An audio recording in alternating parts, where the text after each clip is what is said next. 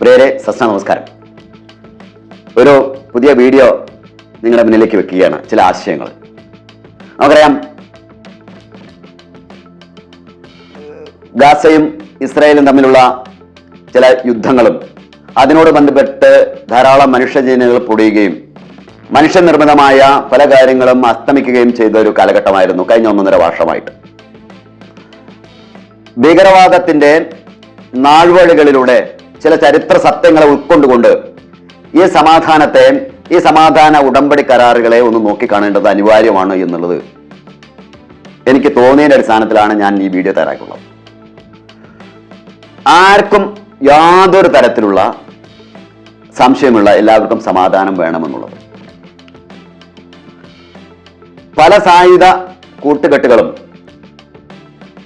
സമാധാനത്തിന്റെ വഴികളിലേക്ക് സർക്കാരുമായി ഇടപെട്ട് സഞ്ചരിക്കുമ്പോഴും അതിലൊരു ചില നയതന്ത്രങ്ങളിലൂടെയാണ് അവർ മുന്നോട്ട് പോയിട്ടുള്ളത്. പക്ഷേ ഭീകരവാദികളുടെ ചരിത്രവും അവരുടെ സമാധാന കരാറുകളുമൊക്കെ നമ്മളൊന്ന് പുറകോട്ട് ചിന്തിക്കുമ്പോൾ വളരെ ശ്രദ്ധയോടുകൂടി വേണം ഉൾക്കൊള്ളാനും സമ്മതിക്കാൻ. നോക്കൂ, ഈ വെടിനിർത്തലെ കൊണ്ട് ഭീകരവാദികൾ ഉദ്ദേശിക്കുന്നത് ഒരു പക്ഷേ തങ്ങൾക്ക് കൂടുതൽ സംഘടിക്കാനുള്ള ഒരു മാർഗമായിട്ടായിരിക്കുമെന്നുള്ളത്, അല്ലെങ്കിൽ അതിൻ്റെ ഒരു ഇടവേളയായിട്ട് ആണോ എന്നൊരു സംശയം വരാതിരിക്കാൻ എനിക്ക് സാധിക്കുന്നില്ല. ഇസ്രായേലും പാലസ്തീനും സംഘർഷങ്ങളിൽ മുമ്പും നിരവധി ഇത്തരത്തിലുള്ള ഉടമ്പടി കരാറുകളും വെടിനിർത്തൽ കരാറുകളൊക്കെ ഉണ്ടായിട്ടുണ്ട്. എന്നാൽ മിക്കപ്പോഴും ആ സമാധാനങ്ങൾ താൽക്കാലികമായിരുന്നു എന്നുള്ളത് ഭീകരവാദത്തിന്റെ സ്വഭാവത്തെ ആസ്പദമാക്കി മനസ്സിലാക്കിയിട്ടുള്ളതാണ് ലോകം. പ്രേരൻ അടിസ്ഥാനപരമായ ലക്ഷ്യത്തിലേക്ക് നോക്കുമ്പോൾ ഗാസയിലെ ആയുധ ഗ്രൂപ്പുകൾ ഉൾപ്പെടെയുള്ള തീവ്രവാദ സംഘടനകളുടെ പ്രഖ്യാപിത ലക്ഷ്യം എന്നുള്ളത് പലപ്പോഴും ഇസ്രായേലിനെ അംഗീകരിക്കുകയോ അല്ലെങ്കിൽ സമാധാനപരമായ സഹവർത്തിത്വം സ്ഥാപിക്കുകയല്ല എന്നുള്ളതും, മറിച്ച് ഇസ്രായേൽ എന്ന രാഷ്ട്രത്തെ തന്നെ ഇല്ലാതാക്കുക എന്നതാണ് അവരുടെ ആത്യന്തിക ലക്ഷ്യം എന്നുള്ളതും കണ്ടെത്താൻ പ്രയാസമില്ല. പലപ്പോഴും നമുക്കറിയാം, സമാധാനത്തിന്റെ പേരിൽ നടക്കുന്ന ചില ചർച്ചകളൊക്കെ തൊലിപ്പുറത്തെ ചികിത്സകളായിട്ടാണ് കരുതുന്നത്. വെടിനിർത്തലുകളൊക്കെ സംഘർഷങ്ങൾക്ക് താൽക്കാലിക ശമനം നൽകിയേക്കാം. എന്നാൽ നോക്കൂ, സംഘർഷത്തിന്റെ മൂലകാരണമായ ഭീകരവാദ അല്ലെങ്കിൽ തീവ്രവാദ ആശയങ്ങളെ ഇല്ലാതാക്കുകയല്ല. ഭീകരവാദികളെ സംബന്ധിച്ചിടത്തോളം വെടിനിർത്തൽ എന്നത് ആയുധങ്ങൾ സംഭരിക്കാനും സൈനികമായി പുനഃസംഘടിക്കാനും അടുത്ത ആക്രമണത്തിനായി തന്ത്രങ്ങൾ മെനയാനുള്ള ഒരു അവസരമായിട്ട് അവർ മാറ്റിയെടുത്തിട്ടുണ്ട്. അതാണ് കണ്ടുവന്നിട്ടുള്ളത്. ഇതിലൊക്കെ ഉപരിയായിട്ടാണ് ഇവർ നടത്തുന്ന ചില വിഷയങ്ങൾ. ഭീകരവാദികൾ പ്രധാനമായി ആശയം ഉന്നയിക്കുന്നത് ജൂതവിരോധമാണ്. ഇസ്രായേലിന്റെ കാര്യത്തിൽ ജൂതവിരോധമാണെങ്കിൽ ഭാരതത്തിന്റെ കാര്യത്തിൽ RSS വിരോധമാണ്, അല്ലെങ്കിൽ ഹിന്ദു വിരോധമാണ് എന്നുള്ളതും ചിന്തിക്കാൻ സാധാരണക്കാർക്ക് കഴിയും. തീവ്രവാദ സംഘടനകൾ അവരുടെ പ്രവർത്തനങ്ങൾക്ക് ആക്കം കൂട്ടാൻ ഉപയോഗിക്കുന്ന ഒരു പ്രചരണ തന്ത്രമാണ് പലപ്പോഴും ജൂതവിരോധം. ശ്രദ്ധിച്ചു നോക്ക്, എല്ലാത്തിനും ജൂതന്മാരെ കുറ്റം പറയുന്ന ഒരു അവസ്ഥ. അതിനുവേണ്ടി നമ്മളുടെ പുരോഗമനക്കാരായി പറയപ്പെടുന്ന ഇടതുപക്ഷ പ്രസ്ഥാനക്കാരുടെ സാഹിത്യകാരന്മാരും കൊടപിടിക്കുകയും മണികളിക്കുകയും ചെയ്യുന്ന നമ്മൾ കാണുന്നുണ്ട്. പക്ഷേ അവരുടെ യഥാർത്ഥ ലക്ഷ്യം ജൂതവിരോധം മാത്രമാണെന്ന് കരുതാൻ സാധിക്കുമോ? അതൊക്കെ ഒരു കാര്യമായിട്ട് മാത്രമേ നിൽക്കുന്നുള്ളൂ. ഈ ഭീകരവാദ ശക്തികളുടെ വാക്കുകളും പ്രവൃത്തികളും ഒരു ഇസ്ലാമിക രാജ്യം സ്ഥാപിക്കുന്നതിനും അല്ലെങ്കിൽ അതിനോട് ബന്ധപ്പെട്ട ചില കാര്യങ്ങളെ ഉയർത്തെഴുന്നേൽപ്പിക്കാനും വേണ്ടി മാത്രമാണ് എന്നുള്ളത് അവരുടെ പ്രത്യയശാസ്ത്രങ്ങൾ നമ്മോട് പറഞ്ഞു തരുന്നുണ്ട്. അല്ലെങ്കിൽ ആ പ്രത്യയശാസ്ത്രങ്ങൾ സമൂഹത്തിനിടയിൽ അടിച്ചേൽപ്പിക്കാൻ അവർ ശ്രമിക്കലുണ്ട് പലപ്പോഴും. അതിനുവേണ്ടി ഇസ്രായേലിനെതിരെയുള്ള ആക്രമണങ്ങൾ ഈ ലക്ഷ്യം നേടാനുള്ള മാർഗമായി അവർ കാണുകയും ചെയ്യുന്നു. സമൂഹം അവിടേക്ക് ശ്രദ്ധിക്കുമ്പോൾ മറ്റു പല സ്ഥലങ്ങളിലും പല കാര്യങ്ങളും അവർ നടപ്പാക്കുന്നു. നോക്കൂ, മതത്തെ ഉപയോഗിച്ചിട്ട് മതത്തിന്റെ മറ പിടിച്ചിട്ടാണ് പലപ്പോഴും ഈ കാര്യങ്ങൾ അവർ നടപ്പാക്കുന്നത് പല സ്ഥലങ്ങളിലും.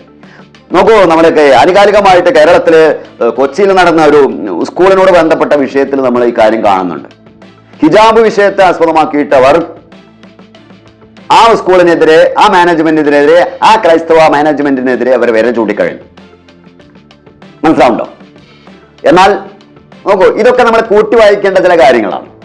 ഭീകരവാദത്തിന് മതമില്ല എന്നൊക്കെ പലപ്പോഴും പറയും. എന്നാൽ ലോകത്തെ മൊത്തം മതത്തിന്റെ അടിസ്ഥാനത്തിലാണ് ഭീകരവാദികളെ സംഘടിക്കുന്നത്. ഇത് എല്ലാവർക്കും അറിയാം. അതൊരു പ്രത്യേക വേഷത്തിലുണ്ടാവാം, പ്രത്യേക ആചാരണ അനുഷ്ഠാനങ്ങളിലാണ് അവർ സംഘടിക്കുന്നത്. ലോകത്തിലൊക്കെ ഒരേമാതിരിയാണ് അവരുടെ പ്രചരണ കാര്യങ്ങൾ മുന്നോട്ട് പോകുന്നത്. അത് കേരളത്തിലായാലും കൊച്ചിയിലായാലും തമിഴ്നാട്ടിലായാലും ഡൽഹിയിലായാലും പാകിസ്ഥാനിലായാലും ബംഗ്ലാദേശിലായാലും മറ്റേത് രാജ്യങ്ങളിലായാലും നമുക്ക് കാണാം.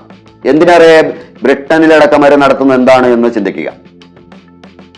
ഹിജാബിന്റെ പേരിലായാലും ബ്രിട്ടനിലെ ഹിജാബ്, കേരളത്തിലെ ഹിജാബ്, ലോകത്തിന്റെ ഭാഗങ്ങൾ വസ്ത്രത്തിന്റെയും ഭക്ഷണത്തിന്റെയും പേരിലൊക്കെ ഇവര് പലപ്പോഴും ഇത്തരം കാര്യങ്ങൾ നടപ്പിലാക്കാൻ ശ്രമിക്കുന്നുണ്ട്. അപ്പോൾ മതത്തിന്റെ പേരിൽ തന്നെയാണ് പലപ്പോഴും ഇത്തരം കാര്യങ്ങൾ സംഘടിച്ചു വരുന്നത്. ഇസ്രായേലിനെതിരെ കാണിക്കും അവര്, അത് വസ്ത്രത്തിന്റെ പേരിൽ കാണിക്കും, അത് ഭക്ഷണത്തിന്റെ പേരിൽ കാണിക്കും. ഇതൊക്കെ നമ്മൾ കണ്ടുവരുന്നതാണ്. ഇത് നോക്കൂ, അവരിലേക്ക് അവരുടെ വിശ്വാസ പ്രമാണങ്ങളുടെ അനുയായികളെ അടുപ്പിക്കാൻ അവർ തന്ത്രമായിട്ട് അത് കരുതുന്നുണ്ട് എന്നുള്ളത് ആർക്കാണ് മനസ്സിലാക്കാത്തത്? ഇവിടെയാണ് ചില ചോദ്യങ്ങൾ, അസ്ഥാനത്തായ ചില ചോദ്യങ്ങൾ ചോദിക്കാൻ പലപ്പോഴും ചോദിക്കുന്നത്. ഇസ്രായേൽ രാഷ്ട്രം എന്ന നിലയിൽ അന്താരാഷ്ട്ര നിയമങ്ങളെയും ഉടമ്പടികളെയും മാനിച്ചുകൊണ്ട് വെടിനിർത്തൽ വ്യവസ്ഥകളൊക്കെ അവർ പാലിക്കാൻ അവർ ശ്രമിച്ചിട്ടുണ്ട്. ഒരു ജനാധിപത്യ രാജ്യത്ത് അന്താരാഷ്ട്ര തലത്തിൽ ചില ഉത്തരവാദിത്തങ്ങളുമുണ്ട് എന്നുള്ളത് മനസ്സിലാക്കുക. മതരാജ്യത്തിന് അതില്ല എന്നുള്ളതും മനസ്സിലാക്കുക. എന്നാൽ ഭീകരവാദികൾക്ക് ഇത്തരം ഉടമ്പടികൾ യാതൊരു പ്രതിബദ്ധതയും നമ്മൾ ഇന്നേവരെ കണ്ടിട്ടില്ല. ഒരു തീവ്രവാദ സംഘടന നിയന്ത്രണം എന്നത്, നയതന്ത്രം എന്നുള്ളത് അവരുടെ പ്രഖ്യാപിത ലക്ഷ്യങ്ങൾ നിറവേറ്റാൻ വേണ്ടിയിട്ടുള്ള ഏത് മാർഗവും സ്വീകരിക്കുക എന്നതാണ് എന്നുള്ളത് പലപ്പോഴും നമ്മൾ അനുഭവത്തിലൂടെ മനസ്സിലാക്കിയിട്ടുണ്ട്. അതുകൊണ്ട് തന്നെ വാക്ക് തെറ്റിക്കാൻ ഇവര് സാധ്യതയുണ്ട്. ആര്? ഗാസക്കാർ.